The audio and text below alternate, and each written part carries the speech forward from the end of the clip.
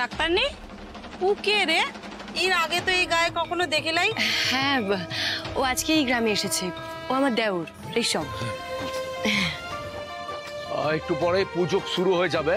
যার যার ফল ফুল যা আনার আছে মুখে এখন বলে দে, পরে গিয়ে বলবি ক্লা যে ও এ লিয়ে এসো, ও লিয়ে এসো, লালন এ করো ও করো, ও মু পারবো ক্লা, বলে দিলাম। এই ভাইদা, বলছি তুই এইভাবে বেশভূষা পাল্টে আছিস কেন বলতো? তার উপরে এই মানুষগুলোর মতো অদ্ভুত একটা ভাষায় কথা বলছিস। ও বুঝতে পেরেছি, যেমন দেশ তেমন বেশ, তাই তো? শোন শোন শোন শোন, তোকে মু সব বুঝে বলবো, কিন্তু এখন সবার সামনে সেটা বলা যাবে ক্লা, বুঝেছিস? আচ্ছা বেশ, মু তবে সবটা শোনার লিগে অপেক্ষা করবো রে ভাইদা। হ্যাঁ ঠিক বলছি। এই ডাক্তার নেই, এই ছেলেটা তোর দেওর আছে? ও মোর ছেলেকে ভাইদা বলে কেন ডাকছে রে? আসলে ওই কলকাতায় গেছিলাম না বাচ্চাটা চিকিৎসা করতে, তখনই ওই লালনের সাথে ঋষভের আলাপ হয়েছিল, ওখানেই দেখা সাক্ষাৎ হয়েছিল আর কি। কই আমরা যে হাসপাতালটাতে গিয়েছিলাম সেখানে ছিল না তো, কিন্তু সবার সামনে কথাটা বললে ডাক্তার দিদিকে মিথ্যেবাদী তো ভাববে সবাই। পরে উয়াকে জিজ্ঞেস করতে হবে। আচ্ছা মা, বলছি কি ও কলকাতায় গিয়ে ডাক্তারলি দেওরের সাথে তো লালনের খুব ভাব জমে গেছে, ওকে ভাইদা বলে ডাকছে। হ্যাঁ, মনে হচ্ছে কত বছর ধরে জগৎ মা ওই লালনকেও চেনে। এসে একদম এরকম করে জড়িয়ে ধরলো, কি যে হাতে তারপর চোখটাও চল চল করছিল। এসব কথায় বার্তা দিয়ে লাভ তো নাই। আগে মোদের যে কাজটা করতে হবে সেটার কথা ভাব। লালন বেটা। হ্যাঁ মা। বলছি আজকে বাবার কাছে তোর আর খোকনের নামে দীর্ঘায়ু কামনা করে পুজোটা দেব। আমার চোখে চোখে থাকবি, কোথাও যাবি না, কেমন? আচ্ছা লালন, তোর উপর দিয়ে যখন এই ঝড়টা গেল ও একেবারে কেঁপে গিয়েছিলাম। তুই মোর কাছে নিজের বেটার থেকেও বেশি রে লালন। আমি যেন সারা জীবন তোকে আগলে তো রাখতে পারি বেটা। তুই চিন্তা করিস না মা, মু সব সময় তোর পাশে পাশে থাকবো। মোর বাপটো যেমন তোর জন্য প্রাণটো দিয়েছিল, মু সেই পথেই চলবো। তোকে মু সব সময় চোখে চোখে রাখবো। তোর সব খবর লালনের কাছে থাকবে।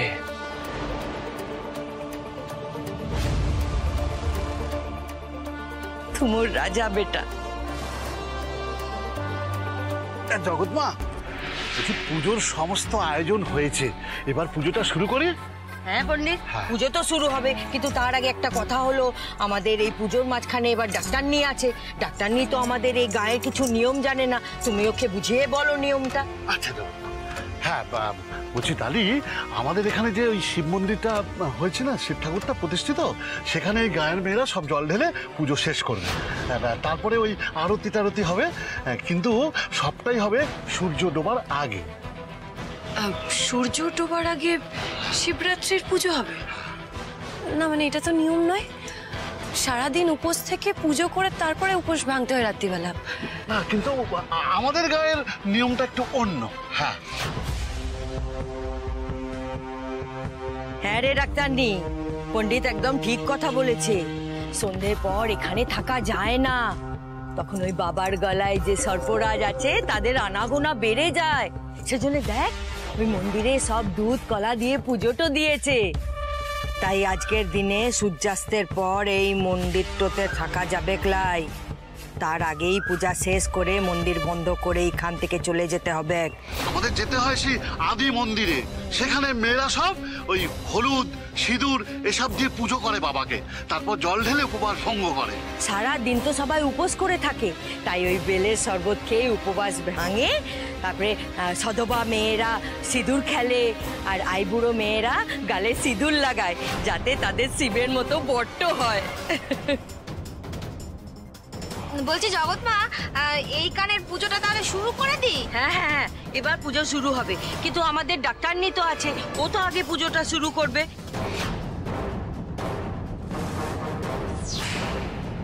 যা ডাক্তারনি, শুরু কর।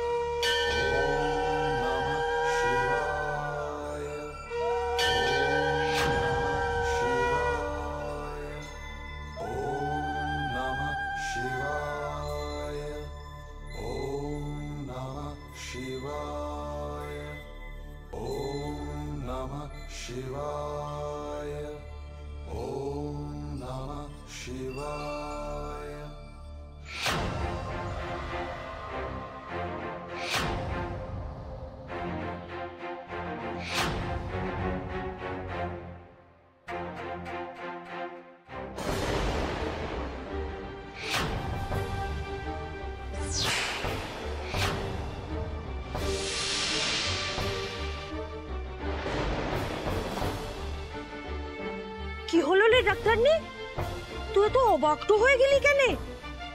এওশ্রী স্মৃতিতে সিঁদুরটা দেব ক্লাই, এওশ্রী স্মৃতিতে সিঁদুরটা দিলে স্বামীর আয়ুটো বাড়ে।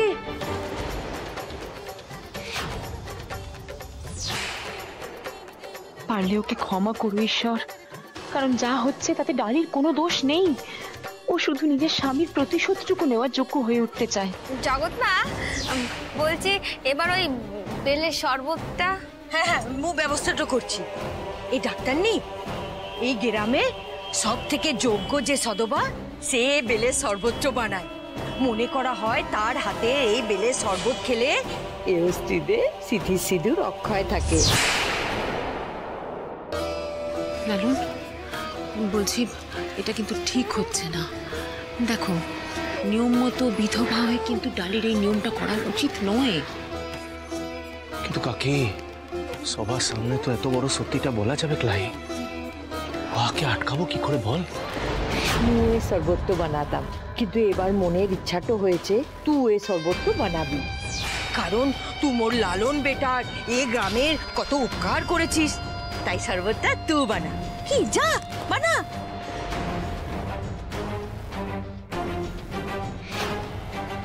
হ্যাঁ, তার আগে এই গ্রামের ছেলেরা সবাই একে একে বেল্টো ফাটাবে, তারপরে শরবত তৈরি হবে। এ নারায়ণ পণ্ডিত। হ্যাঁ হ্যাঁ জগৎ মা, হ্যাঁ হ্যাঁ বলে হ্যাঁ হ্যাঁ ব্যবস্থা করছি। এই লালন, এই খোকন, এদিকে আয়। বলছি আমাদের গ্রামের নিয়ম অনুযায়ী কিন্তু ওই বেলটাকে ওই নোড়াটা দিয়ে একবারে মেরে ফাটাতে হবে, হ্যাঁ, তারপরে ওই শরবতটা ও বানাবে। হ্যাঁ, তোরাও যা, তোরাও যা। হ্যাঁ, যা যা যা যা।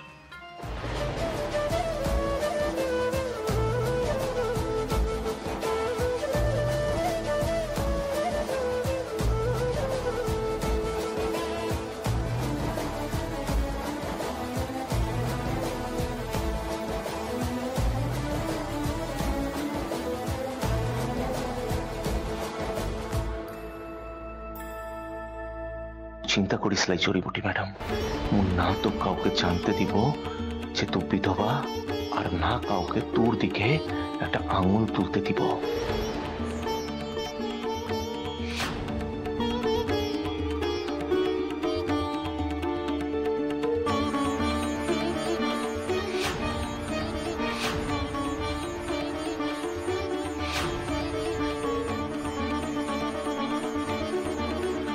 লে তোরা কর।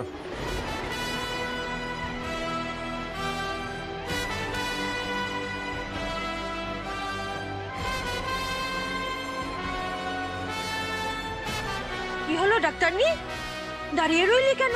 যা সর্বত্র বানা, যা।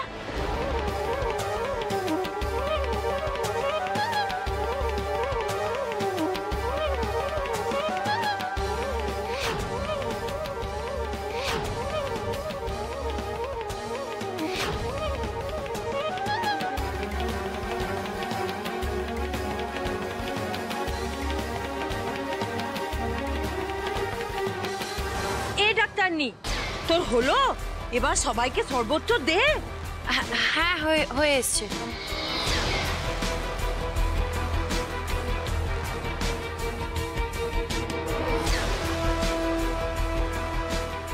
ডালি দেখো, এই গ্রামের আর কেউ জানুক না জানুক, আমি তো জানি যে তুমি সত্যবা নও।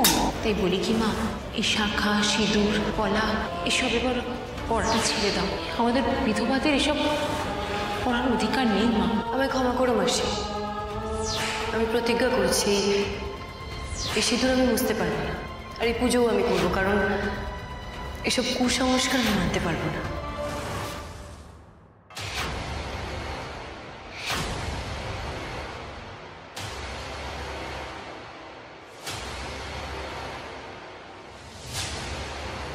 আরে এটা তো ডাক্তার নিয়ে চিত্তাদির গলা।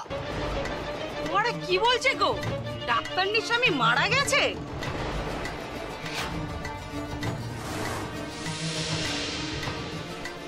ভাইরা তো বেঁচে আছে, তাহলে বৌদি এসব কথা বলছে কেন?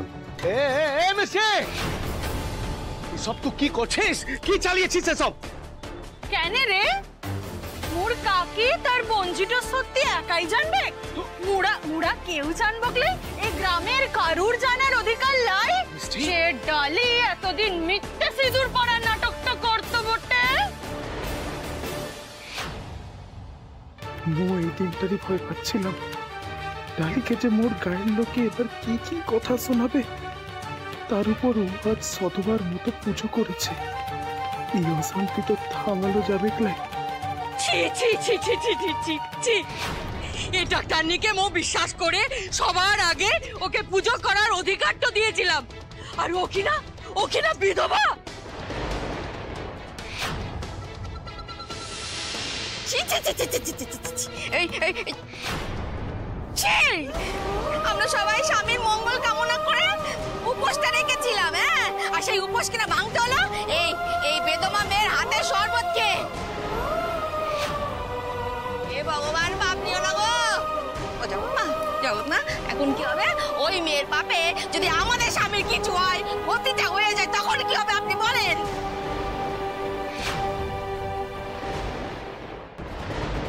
এত বড় সর্বনাশের হাত থেকে এবার কে বাঁচাবে মোদের?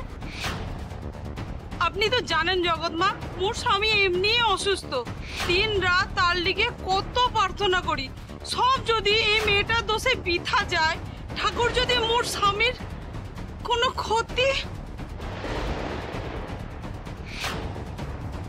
দেখেছো ডালি, আমি তোমাকে বারবার করে বলেছিলাম না এই নিয়মটা তুমি করো না? দেখলে তো এখন কি হলো, গ্রামের সবাই সবটা জানতে পেরে গেল।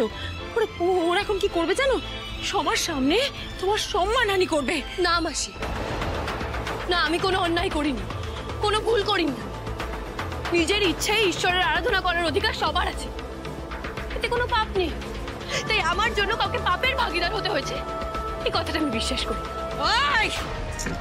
চুপ, একদম চুপ।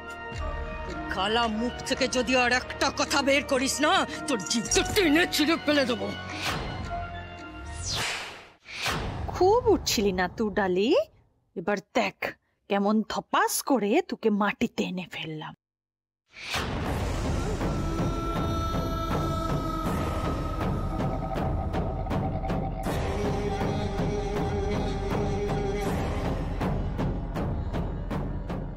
মোর মুখের কথা তো কেউ বিশ্বাস করতে চাইবে ক্লা। লালন তার জড়িবুটি ম্যাডামের লিখে খুব সাফাই গাইবে, তাই এইবার মু সত্যিটা বলার আগেই এই প্রমাণটা সবার সামনে পেশ করব। তারপর দেখি ও ডাক্তারনি বেঁচে পালায় কোথায় বটে। আজ সব অপমানের শোধবোধ হবে ঢালি। তুই এবার বুঝবি কত ধানে কত চাল হয়। কেন করলি তুই এসব? কেন করলি বল? এতদিন ধরে আমাদের মিথ্যে কথাটা কেন বললি? কেন আমাদের গ্রামের রীতির অবিচার করলি? কেন অনাচার করলি বল? কোনো অনাচার করিনি, কোনো অন্যায় করিনি। হ্যাঁ, হয়তো আমি হয়তো সত্যিটা গোপন করেছিলাম, কিন্তু তার পেছনে ন্যায্য কারণ ছিল। বাবা বাবা, শোনো শোনো, তোমরা সবাই শোনো। দেখো দেখো এই মেয়েটার রাজপত্রটা দেখো। হ্যাঁ, কোনো অনাচার তুই করিস লাই না?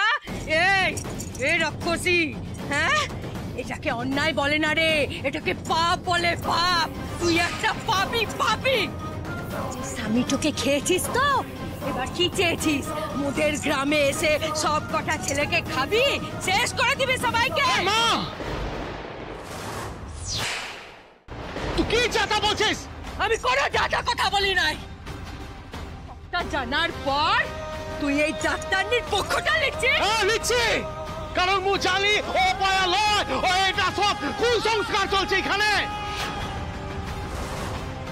এই গায়ের জন্য এই জড়িবুটি ম্যাডাম কি কি করেছে, প্রাণপাত করে দিয়েছে। কি কি করেছে তুই জানিস? ও নিজের কথা না ভেবে সবার জন্য চিকিৎসা করেছে, নিজের জানটার কথা ভাবেনি। আর তুই বলছিস ও উপায় আছে? হ্যাঁ,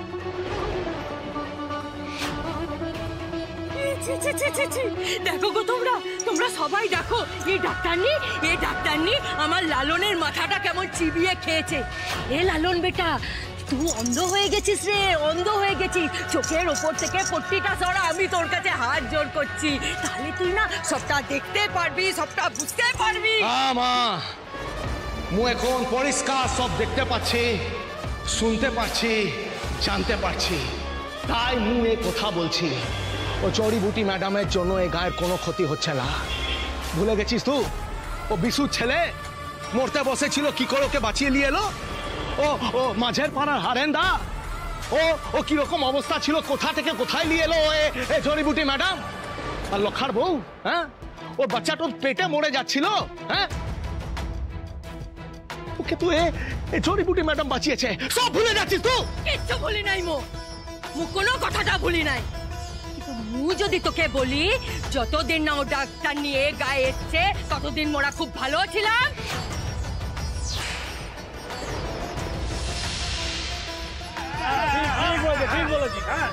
এই ডাক্তার দি যবে থেকে আমাদের গায়ে এসছে তবে থেকে একের পর এক বিপদ হয়ে চলেছে। কেন রে লালন? আমাদের গায়ে কি কোনো ডাক্তার ছিল না? সে চিকিৎসা করেনি, সে তো বাঁচিয়ে নিয়েছে। কারুর পেটের বাচ্চাটা মরে যাচ্ছিল, তাকে বি বাঁচিয়ে নিয়েছে। কেউ মরতে বসেছে, সেও বি ঠিক হয়ে গেছে। এই ডাক্তারনির জন্যই সব তো হয়েছে। ঠিক বলেছে জগন্মা, ঠিক কথাই বলেছে। এই ডাক্তারনি যেমন অনেকে ভালো করেছে, আবার তেমনি অনেকে বিপদও ফেলেছে।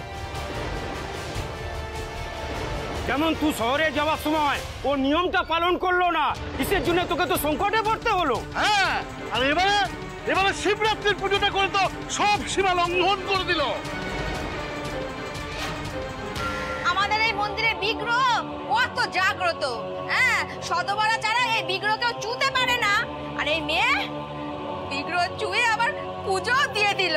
ও মা, তুই কিচ্ছু চিন্তা করিস না, এর শাস্তিটা ও পাবে।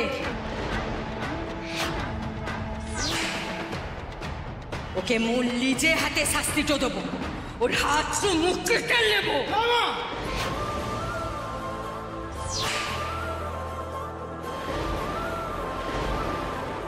কেউ জড়িবুটি ম্যাডামকে কিচ্ছু বলবে না। ছি লালন, ছি। হ্যাঁ, একটা মেয়ের লিগে তোর কি মাথাটা খারাপ হয়ে গেছে হ্যাঁ কি আজকে এখানে দাঁড়িয়ে তুই মায়ের আদেশটাকে অমান্য করছিস? করছে অমান্য করছি, কারণ আমি জানি জড়িবুটি ম্যাডাম ভুল নয়। দেখো দেখো তোমরা সবাই দেখো, যে লালনকে মুখ বাঁচিয়ে এনে আমার ছেলের মতো রেখে দিয়েছিলাম, এই রাক্ষসী মোর ছেলেটাকে বস করে ফেলেছে গো। না যাব আর না, আর একটা আজে বাজে কথা বলবেন না আপনি। তুই বাজে কাজটা করবি আর মুখ কিছু বলতে পারবো ক্লাই? লালন, তুই মোদের মাঝখানটোতে আসবে ক্লাই? ও যে অন্যায় তো করেছে, অবিচার তো করেছে, তার শাস্তি তো ওকে পেতেই হবে। আপনি কে আমাকে শাস্তি দেওয়ার? এই ডালি, এই তোর এত বড় সাহস, তুই জগৎমাকে এই কথাটা জিজ্ঞেস করছিস? শোন, আমাদের গায়ে যদি কোনো অন্যায় হয় জগৎমা সেই শাস্তিটা দেয়, আর এটাই এই গায়ের নিয়ম। আর জগৎমা যদি কোনো অন্যায় করে, ওনাকে শাস্তি দেওয়ার কি আছে? লিজা দোষ করে আর জগৎমার দিকে আঙুলটা তুলছে। এমন অলক্ষী রাক্ষস মেয়েকে মেরে ফেলতে হবে। জগৎমা, ইয়াকে মৃত্যুদণ্ড দিন। তোদের মাথাটা খারাপ হয়ে গেছে? যে মানুষটা নিজের জীবনটা কালি করে দিল তোদের জন্য, তারপর মৃত্যুদণ্ড চাইছিস? এখন তো দেখছি জগৎমাই ঠিক কথা বলেছে, ওই ডাক্তার নেই তোকে বশ করেছে। থাম তোরা থাম, পুরো বিশ্বাস করি ডাক্তার নি কোনো ভুল করতে পারে গেলাই। এই গোপাল, এই তোর এত বড় সাহস হয়েছে, তোর এত বড় সাহস হয়েছে, তুই আরেকটা কথা বলেছিস না এখানে, তাহলে তোমার মরা মুখ দেখতে বলে দিলাম। এই যে হ্যাঁ নাটকটা করেছিলে তো করেছিলে, মরা বনের জন্য শিবরাত্রির ব্রতটা তোমাকে কে করতে বলেছিল? আর আমাদের এই পবিত্র স্থানটা তুমি অশুদ্ধি করলে কেন?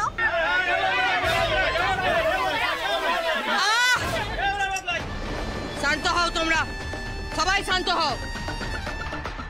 পাবে, ও শাস্তিটো পাবে। আপনি কে হন আমাকে শাস্তি দেওয়ার? আপনি আমার কিচ্ছু করতে পারবেন না। এই আর ওকে